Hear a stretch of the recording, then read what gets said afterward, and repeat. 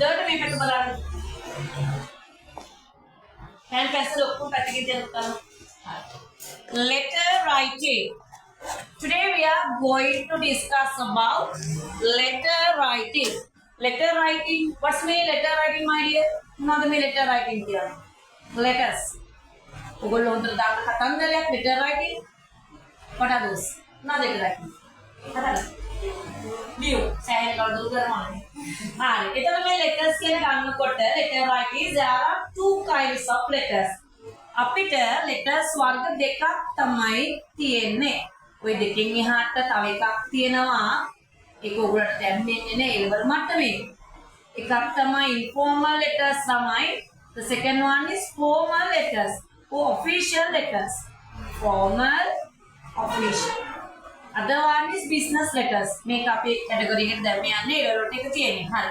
ප්‍රධාන වශයෙන් ලියුම් වර්ග දෙකක් තියෙනවා.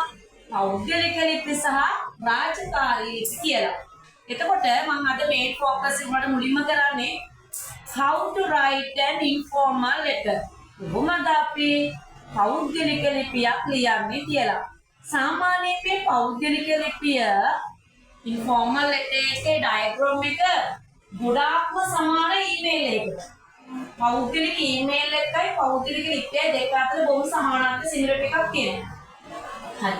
අපි බලමු මේ මොනවද සාමාන්‍ය ලෙටර් එකක් අපිට ඕන විදිහට ලියලා අහු ගන්න බෑ. මේවට කියනවා පුතේ ෆෝමැට් කියලා එකක්. මොකද ෆෝමැට් එකක් කියන්නේ? ආකෘති ස්ට්‍රක්චර් එකක්. අපි මේ ආකෘතිය ස්ටෙප් බයි ස්ටෙප් පියවරෙන් පියවර අධි ගෙන ගන්නවා. මේකේ සුළුතේ ඉඳලා අවසානයේදී බොහොම පැහැදිලිව ටීචර්ට කියලා දෙනවා. ස්ට්‍රක්චර් එක පුළුවන් නම් මම හිතනවා යට ලෙටර් එකක් ලියනවා කියන එක ඒතරම්ම ඉෂුව එකක් නෙවෙයි කියලා. හරි. එතකොට මුලින්ම මම informal letters එහෙම නැත්නම් මේකට අපි කියනවා සිංහලෙන් පෞද්ගලික ලිපි කියලා. සාමාන්‍ය පෞද්ගලික ලිපි නම් ඔයගොල්ලෝ මේනකොට සෑහෙන වතාවක් සිංහලෙනුත් කරලා තියෙනවා ඉංග්‍රීසිනුත් කරලා තියෙනවා. පෞද්ගලික ලිපියක් කියනකොට පුතේ මේක ලොකු කතන්දරයක් නෑ. අපි දන්න කෙනෙක්ට හිතවත් කෙනෙකුට යහළුවෙකුට තමයි අපි මේ ලිපිය ලියන්නේ. ඒ නිසා මේකෙදී අර රාජකාරී ලිපියේ තරම් සංකීර්ණතාවයක් නෑ. උන් අපි මේකේ ස්ටාර්ටින් එකට යමු. හරි පුතාලා බෝඩ් එකේ දාලා තියෙන ලියා ගන්න letter writing. There are two kinds of letters. Letters වර්ග දෙකයි උන්ට ලියා ගන්න. Informal letter and formal letters. පෞද්ගලික ලිපි සහ රාජකාරී ලිපි. ඒතර අපි මේකේ main task එක අද follow කරන්නේ මෙයා. ඇයිදමද මම කියන්නේ මේ එක වර්ගයක් ඉගෙන ගත්තම අන්නේ වර්ගයේ තරම් ගැටලුවක් නෙමෙයි. ඒ කියන්නේ පෞද්ගලික ලිපිය හොඳට ලියාගත්තු කෙනාට රාජකාරී ලිපිය ලියලා තියෙන්නේ 2 points එකක් විතරයි. ඒක රැත් කරගන්න තියෙන්නේ. ඒ නිසා මේ පෞද්ගලික ලිපිය අපි හොඳටම ලියන්න අපි ඉගෙන ගමු. ඒතර ගැටලු තියෙනවා නම් අපිට සාකච්ඡා කරලා මේක කරගමු. පෞද්ගලික ලිපි. Informal letters.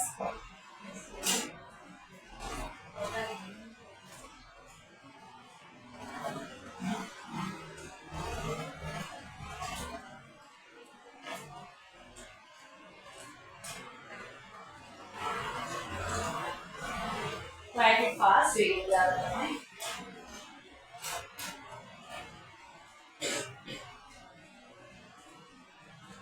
අපි පෞද්ගලික ලිපියක සැකස්ම තමයි ඉගෙන ගන්නෙ. මම ඔයගලට ෆෝමැට් එක ලියන විදිහ කියලා දෙනවා. කොහොමද අපි ෆෝමැට් එකක් ලියන්නේ කියලා.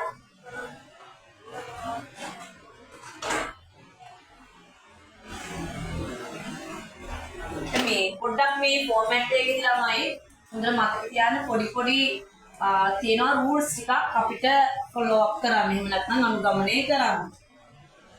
According to the rules we have to write an informal letter. සාමාන්‍යයෙන් අපි පොඩි කට හිතමු මේ තමයි ඔයාට ලෙටර් එක ලියන්න ලැබිලා තියෙන පේපර් එක. ඔයාගේ කඩදාසි කොලේ ඔයා ලියන පොත. එතකොට මේකේ sides එකක් තියෙනවා ළමයි. left side එක සහ right side එක කියලා. left එකයි right එකයි. මට කවුරුහරි පුළුවන් නම් කියන්න left side එකේද අපි ලියන්නේ right side එකේද ලියන්නේ? කොමෙන්ට් එක. left එක. කියන්නේ වාගේ වම් මත පැත්තේ. එහෙනම් සීලොම තොරතුරු ටික. ඒ 2016 සිලබස් එකේ නම් right side එකේ ලියපුවාට අපි දුන්නා ඇඩ්‍රස් කරපුවාට. දැන් හැබැයි එහෙම නෙවෙයි මේක ලියන්නේ left side එකේ. right. අපි පටන් ගමු එහෙනම් ඔන්න ෆෝමැට් එක ලියන විදිය. මේකේ මම රූල්ස් ටික ඔයගොල්ලන්ට මෙතනම කරනවා මාත් එක්ක වේගෙන් කරන්න ඕන. සාමාන්‍යයෙන් පුතේ පටන් ගැනීමේදී අපි මෙතන මෙන්න මේ වෙබ්සයිට් එක තමයි මම කියන කොට සිදුම කරතුරු යන්න ඕන කියලා මේ පැත්තෙම ලියමු. එක පැත්තක් පුදුනාම ලේසි. අපි මේ උඩින්ම ලියන්නේ ලියුමක මොකක්ද? what's the name? හා? දිනේ කියන අය ඒ කියන address what do you write here? Huh? Address කියලා කියන්නේ. නමුත් වෙනත් අදහස් නැහැ. මොකද මේකට අපි මේකේ පෞද්ගලික විදිහට තියෙනවා.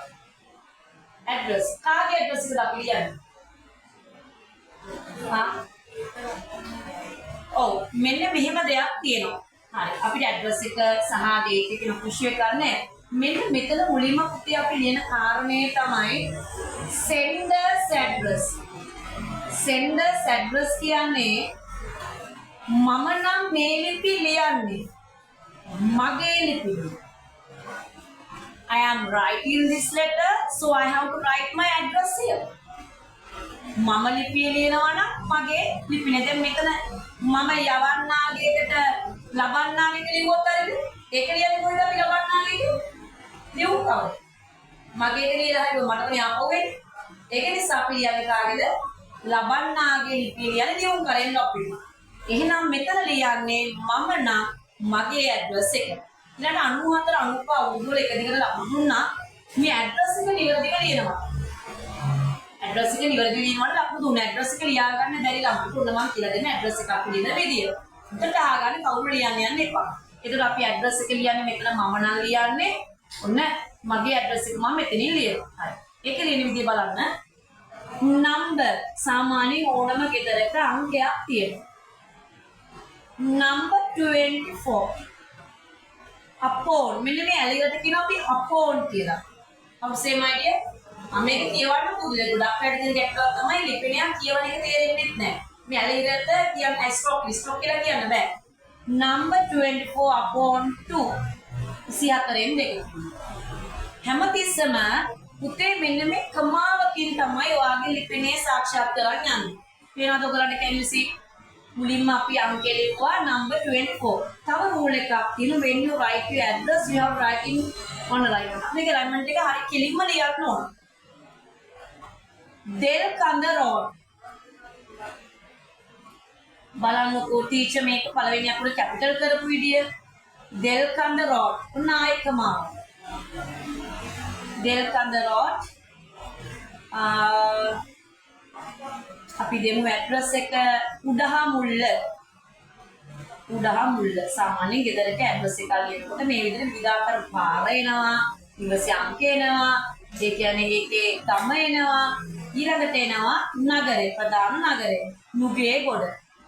නුගේගොඩින් තමයි ඉවරෙන්නේ. එහෙනම් මම මෙතන ඇඩ්‍රස් එකේ ෆුල් ස්ටොප් එක දානවා. කියන්න පුතාලා. හරි. මුලින්ම කමාස් වලින් යනවා. ඊට පස්සේ මෙතන දාන්නේ කවුද? full stop. දැන් ඔයාලට පේනවද මේ රූල් එක? හැම ලෙටර් එකක්ම කැපිටල්. පටන් ගන්න. ඊළඟට මම රූල් එක තියලා බැලුවොත් මේ ඔක්කොම තියෙනවා කෙලින්. ඊළඟට 90 94 වගේ පේපර්ස් වල මෙන්න මේ ඇඩ්‍රස් එකක් හරි නිවැරදිව ලියනවාට ලකුණු 5ක් දීලා තිබුණා. ඒ ක්වෙස්චන් එකේ තමයි write your best friend's address. ඔයාගේ හොඳම යාළුවාගේ ලිපිනේ ලියන්න කියන්නේ. එහෙනම් මෙන්න මේ ඇඩ්‍රස් එක තමයි පුතේ ඔයා මෙතනට ගේන්නේ. Make a linear video පැහැදිලිද? Is it clear? So write this. Write your address there. Then තමන්ගේ address එක නිවැරදිව ලියන්න. මෙතන ඔයාගේ address එකයි ලියන්න. මැද්දෙන් ලියන්න එපා. දැන් ටීචර් මැද්දෙන් ලියුවේ ඔයගොල්ලන්ට මේක ફોකස් වෙන්න ඕන නිසා. මෙන්න මෙතනින් ඔයාගේ address එක කෙලින් රූල පිට පයින් නැතු මම එනවා චෙක් කරලා ලස්සනට ලියන්න. Write your address very clearly. කෙලින් ලියන්නේ ඔක්කොම එද වෙන්න බෑ. බලමු ගෙදර ලිපිනේ ලියන්න බැරි එකක් තියෙනවද කියලා. This is an example for you. මේ තියෙන example එක. වේගයෙන් ලියන්න බලන්න ඔයගොල්ලන්ගේ ලිපිනේ.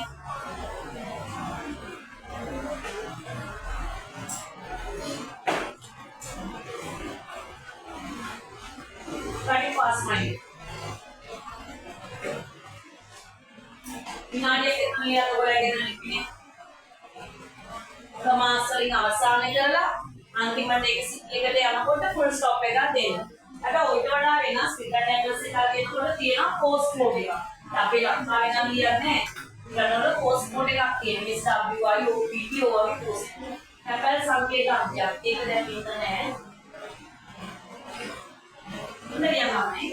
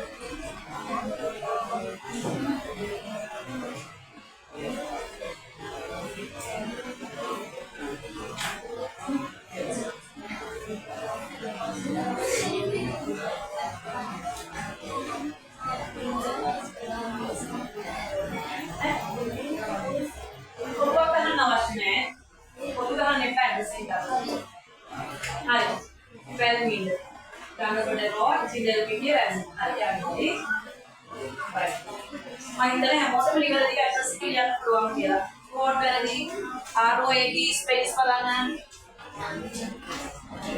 අලුත්ම A බලන්න මාවත MAW ROAD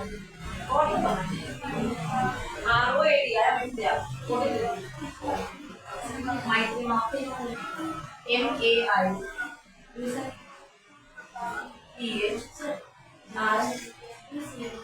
double E मार MN WAPH जंक्शन दिया मैं आपके मैंने मेल दिया था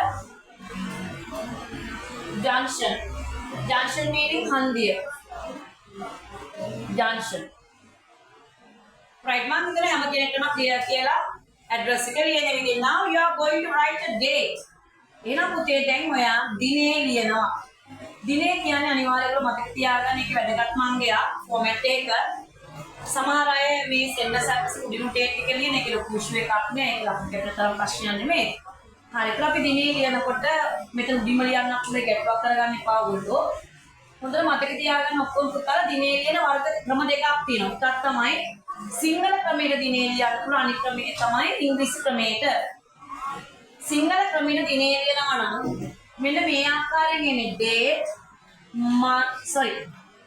year month date අවුරුද්ද මුලින් ලියන සිංහල ක්‍රමයට මාසෙ දිනේ හැබැයි ඉංග්‍රීසි මෙතඩ් එකට ලියනවා නම් ඉංග්‍රීසි ක්‍රමයට දිනේ ලියනවා නම් අපි ලියන්නේ date month year අද දිනේ අපි ගමු පළවෙනිදා කියලා එතකොට මාසෙ තමයි 5 20යි 26 මෙන්න අද දිනේ ලියන විදිය.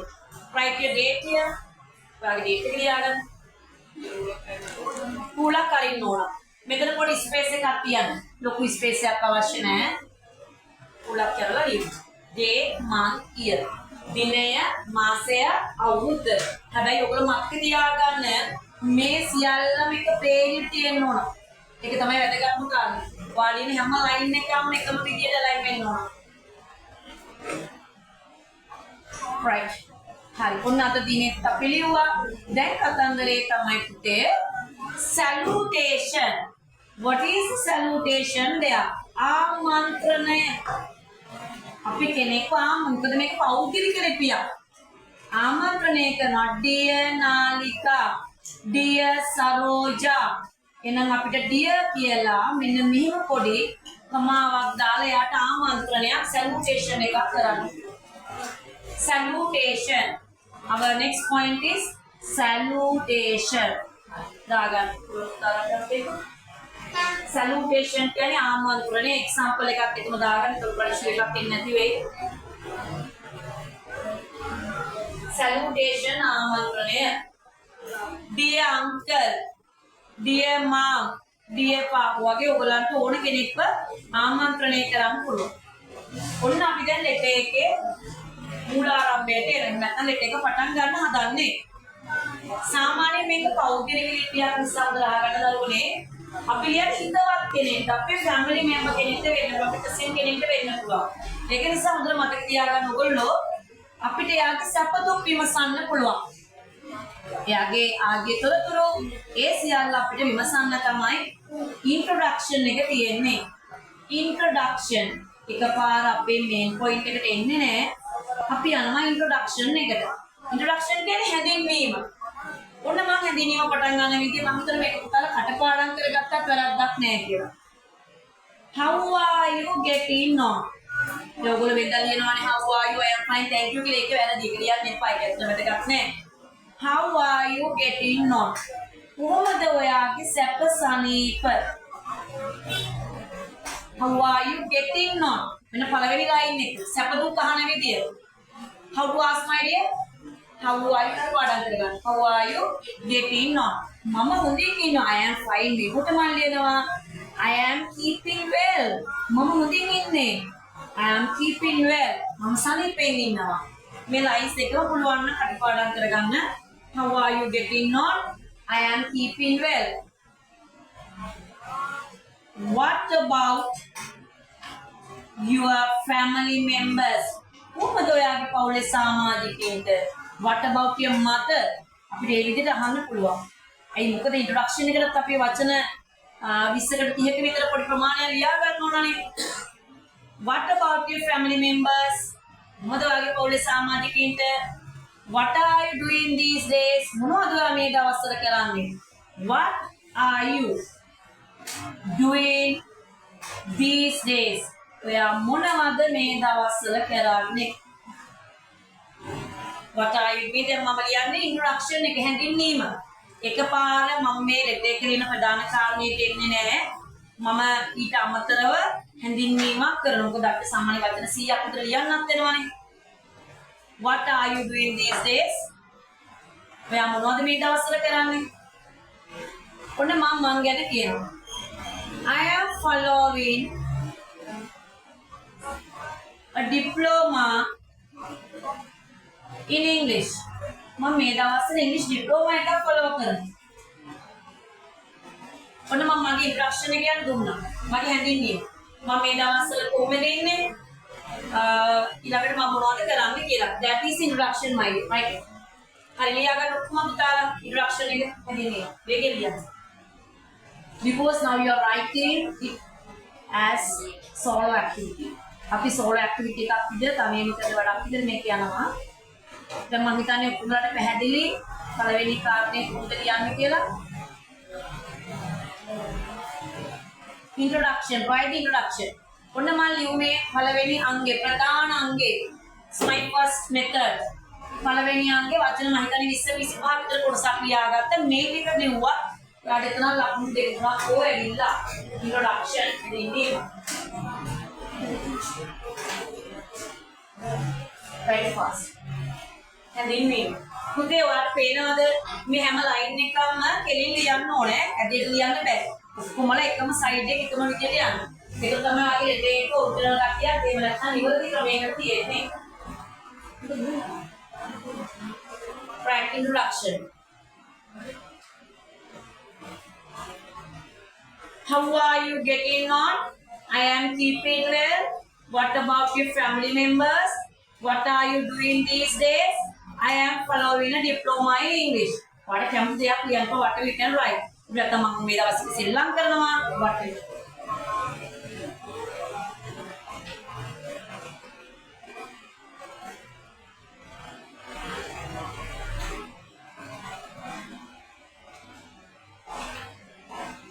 I'm going to this board now. Hurry up, my dear. Introduction. මේක ඔයගොල්ලෝ පැහැදිලි තේරුම් ගන්න කොටස් තුනකට බෙදනවා. Introduction, body of the letter and conclusion. Conclusion. මේ බොහොම ලේසි ලෙටර් එකක් ලියන එක. Same with the email writing. Email එක හා සමානයි formal නෙවෙයි informal email එක. Now we are going to move for body of the letter. සාමාන්‍යයෙන් පුතේ මේ ඡේද කඩනකොට රූලක් තියලා මෙහෙම රූලක් තියලා දෙවෙනි රූලේ මැද්දෙන් වගේ පටන් ගන්නවා. ඔයාගේ right එකේ. ඒකට අපි කියනවා පැරාස් වෙන් කරනවා කියලා. separating the paras. එක රූලක් තිබ්බා දෙවෙනි රූලේ මැද්දෙන් වගේ පටන් ගත්තම ඔන්න ඡේදෙ වෙන් වෙනවා. දැන් මම ඡේදෙ වෙන් කරලා ගන්නේ කාටද? body of the letter එක. මේකේ body එකට තමයි අපි යන්නේ. හරි. body of the letter කියන්නේ මොකක්ද? ඒකෝරේ මම කියන්නේ මේකේ බලාපොරොත්තු වෙන මොකද්ද මේ main දෙවෙනි කොටසේ? what's the purpose there? දෙවෙනි කොටසේ මොකක්ද බලාපොරොත්තු වෙන්නේ? body අය අපි මේ body of the letter එක අත්‍යවශ්‍ය. ඒකේ තමයි මොකද්ද ලියන්නේ? අපි මේ ලියන නියුම හේතුව. අය අපි නියුමක් ලියන්නේ purpose එකක් තියෙන බෑ දරුණා. මොකක් කරබයාද අපි ලියන්නේ? එහෙනම් main purpose එක. මේක තමයි වැදගත්ම කාරණය. මොකක් කරබයාද මම මේ ලියුම ලියන්නේ. උඩ දැන් මම ප්‍රධාන අංගෙට එන්නයි හදන්නේ. මෙතෙන්දී අපි ඉලක්ක ගන්න අපිට භාවිතා කරන්න පුළුවන්. දැන් මම මේක කියන්නේ සරෝජටනේ. සරෝජට මම මෙන්න මෙහෙම යෝජනාවක් කරනවා. There will be a procession. සරෝජට මම කියනවා පෙරහැරක් තියේවි. There will be a procession in our village next month. ඊළඟ මාසේ to celebrate Poson Poy Day. Poson Poy Day. ඔන්න සරෝජට කියනවා සරෝජා පෙරහැරක් තියෙනවා ඊළඟ මාසේ සමරන්න Poson Poy. We call it as අපි ඒක හඳුන්වනවා. We call it as Mihindu පෙරහැර. ඔන්න අපේ ගමේ මිහිඳු පෙරහැර. We call it as Mihindu perahera. I'm going to participate. මම මේකට take part වෙන්න. එහෙම නැත්නම් participate. සහභාගී වෙන්න බලාපොරොත්තු වෙන පෙරහැරට ගමේදී අතන ඔබ සහභාගී වෙනවනේ. I'm going to take part as a Candian dancer. Candian dance උදලට නැටුම්කාරයෙක් විදියට මම සහභාගී වෙන්න බලාපොරොත්තු වෙනවා. ඔන්න සරෝජට මම කියනවා. You also can. ඔයාට පුළුවන්. You also can participate. You also can participate into that. Saroja ඔයාට පුළුවන් participate වෙන්න මේකට. කියලා ඔන්න මම පොඩි යෝජනාවක් කරනවා. I would like to invite you. මම කැමති ඔයාට ආරාධනා කරන්න. I would like to invite you to come and enjoy with us. එන්න අපිත් එක්ක විනෝද වෙන්න කියලා. To come and enjoy with us. පොඩ බලන්න මම පොඩි කියන එක ඉන්ට්‍රොඩක්ෂන් එකට වඩා ලොකුවටද පොඩියක්ද ලිව්වේ. ළමයි ඡේදය ලියනකොට කොහොමද ටීචර් එක තියෙන්නේ? ටිකක් ලොකුවට ලියලා තියෙනවා. ඒකෙදි බලාපොරොත්තු වෙන හැමතිස්සෙම පුතේ more than 50 words. වචන 50ට වඩා පැරග්‍රාෆ් එකක් අපි බලාපොරොත්තු වෙනවා body of the letter. හරි මේක. There will be a procession in our village next month. ඊළඟ මාසේ පෙරහැරක් තියේවි to celebrate Poson Poy Day. We call it as Mihindu perahera. I am going to take part as a Candian dancer. You also can participate into that. I would like to invite you to come and join with us. තවත් කාරණයක් තමයි දැන් මට මේ චිත්ත අපිට දික් කරගන්න ඕන. My family is willing to give a dancel. ඔන්න dancel-ක් දෙන්න අපේ විතරයි ලෑස්ති වෙනවා. My family is willing to give a dancel on that day. එම දිනේ dancel-ක් දෙන්න ලෑස්ති වෙනවා. So please come with your family. අරුණා කරලා ඔයාගේ පවුලට එක්කම එන්න. උඩ ටිකක් මම දිග ඡේදයක් ලිව්වා. main purpose එක මගේ අරමුණ තමයි යාළුවෝ සහභාගී කර ගැනීම මේ වැඩසටහන සඳහා. Right, now this is my last moment, so I'm going to talk about the conclusion. Conclusion meaning What's the meaning conclusion, my dear? අවසානයේ අපි අවසානට එනවා. දැන් පුතේ ආයෙ මේ බලන්න ඉඳ තියෙනවා. මේ පැරග්‍රාෆ් එක බොඩි කියන කොටස කන්ක්ලූෂන් එකකින් ඈත් වෙනවා. ඒක ඉස්සර රූල් එකක් තියලා ආයෙ පටන් ගන්නවා. කන්ක්ලූෂන් අපි අවසානයේ කරන්නේ මෙහෙමයි. So මේක ලොකුවටම අවශ්‍ය නැහැ. මොකද ෆෝමල් එකක් නෙමෙයිනේ. I hope your participation. මම බලාපොරොත්තු වෙනවා ඔයාගේ සහභාගීත්වය. I hope your participation. hari මෙන්න මේවත් කාරණා දිලා අපිට මේක අවසන් කරන්න පුළුවන්. Take care. පරිස්සමෙන් ඉන්න. හරි God bless you. අපිට ඕන එකක් බුදුසරනේ ඕන එකක් ලියන්න පුළුවන්. Complementary clause. අපි කියන පුතේ complementary clause එකක් කියන්නේ අපි යාට සුබපතලා කවුද මේක ලිව්වේ? receiver. මෙතන අපි receiver මෙතන sender. ඒ කියන්නේ යවන්න කෙනා. දැන් මම නම් මගේ නම නාමලී නම් මම මෙතන ලියනවා නාමලී. මට ඕන ලියන්න පුළුවන් your loving නාමලී. මීට ඔබගේ ආදරණීය නාමලී. your loving. Heaps of love. තව මේ වගේ වැටි ලියන්න පුළුවන්. Heaps of love. අපි මෙතන yours faithfully sincerely ඒවා ලියන්නේ ඒවා ලියන්නේ formal writing එකේ. That is a complementary clause. මේ තියෙන පුතේ complementary clause එක. මේ තියෙන conclusion එක මම මේ letter එකේදී conclusion එක ලොකුවට ලිව්වේ නෑ. සාමාන්‍ය formal එකේ රාජකාරී ලිපියේදී මේක ටිකක් ලොකුවට ලියනවා. මම හිතන මෙතන rule up කියලා කියනවා ලේසි ඔයගොල්ලෝ complementary clause. මේ තමයි අපි සාකච්ඡා කරපු informal letter එක. Introduction එක තියෙනවා, body of the letter තියෙනවා, complementary clause. මේ එකතුව වචන 100ක එකතුවක්. That is informal letter. So now you can write it.